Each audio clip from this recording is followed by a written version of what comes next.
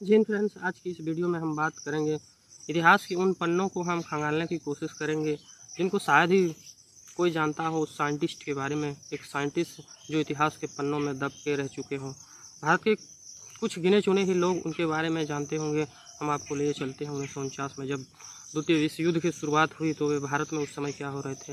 होमी बाबा London से भारत आए और भारत में अपने जो न्यूक्लियर का जो प्लानिंग था, न्यूक्लियर बम बनाने की, वो एक सपना लेकर आए और भारत में रहकर ही उन्होंने पीएचडी की। और फिर वे न्यूक्लियर के प्रति एक जिज्ञासु या फिर भारत को संपन्न बनाना चाहते थे और बनाने के लिए अपने वे पुरजोर कोशिश की। लेकिन उनकी आज इतिहास के पन्नों में वे कहीं गुम सा हो गया, उनके लिए इतिहास के पन्नों में दब के रह गए होमी जहांगीर बाबा, जिनकी शुरुआत होती है 1949 से लेकर अपने न्यूक्लियर प्रोग्राम के लेकर एटॉमिक एनर्जी के फादर कहे जाने वाले अचानक से एक प्लेन क्रैश में उनकी मृत्यु हो जाती है। मृत्यु होने के एक कारण थे, वे एक साजिश लगते हैं।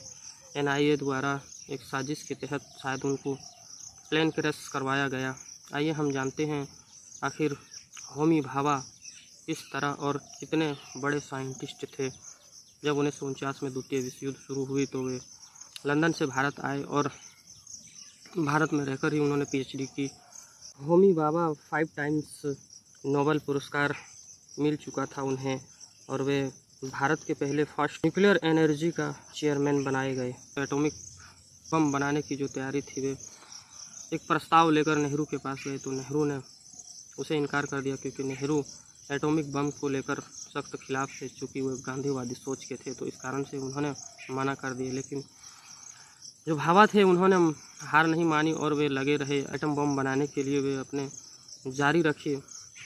तो जब 1962 में चीन से युद्ध होने के कारण जब उनको हार की सामना करना पड़ा और 1964 में जब चीन ने अपने परमाणु परीक्षण किया तो वे सफलतापूर्वक वे अपने परमाणु संपन्न देश बन गए और भारत इस रेस में पिछड़ गए। तो अब यहाँ के जो आम आदमी और आम लोग थे और जो नेता थे, उनको ये डर सताने लगा था कि भारत को भी चाहिए कि परमाणु संपन्न देश बने। इस कारण से भाभा को अब आदेश मिल चुका था कि अपने कार्य को वे आगे बढ़ाए और उन्होंने अपने कार्य को आगे बढ़ाना शुरू किया। इस दौरान पंडित जवाहरलाल नेहरू की मृत्यु हो जाती है। बम की जो तैयारी थी वे थोड़ा धीमा पड़ते हैं और भाभा 1965 में कनाडा से प्लूटोनियम रिएक्टर शुरू किया, जिससे बनाने वाले पदार्थ का उत्पादन किया जा सके। इस तरह के यंत्र को उन्होंने विकसित किया कनाडा से।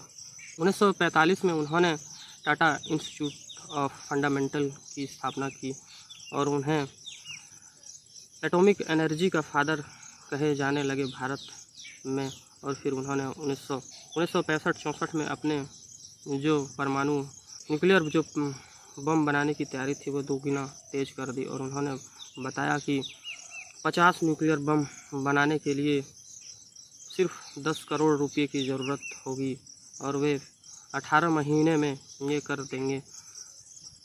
18 महीने ही लगेंगे और ये पूरी तैयारी के साथ वे बना लेंगे। जब ये बात पूरे देश में फैली तो लोगों के अंदर एक खुशी के माहौल जैसे दौड़ गया और खुशी के माहौल देश में बन गए। लेकिन ये तैयारी एक सीक्रेट थी और सीक्रेट ही होनी चाहिए किसी भी देश के लिए, चूँकि इसमें एक खतरे या जासूसी डर रहती है, तो इस कारण से ये सीक्रेट ही होनी चाहिए। जब पूरी तरह से ये तैयारी होने लगी तो एक दिन जब वो अपने जो होमी बाबा थे उन्होंने ऑल इंडिया रेडियो पर जब ये कहा कि 18 महीने में न्यूक्लियर संपन्न देश इंडिया बन जाएगा, तो ये बात शायद किसी और देश ने जानी समझी और दूसरे देशों को भनक भी लग गई। तो 1966 में जो लाल बहादुर शास्त्री दूसरे पीएम थे भारत के, तो उनको हार्ट अटैक से मृत्यु हो गई। उनकी मृत्यु आज भी सवाले के घेरे में है कि उनकी मृत्यु कैसे हो गई।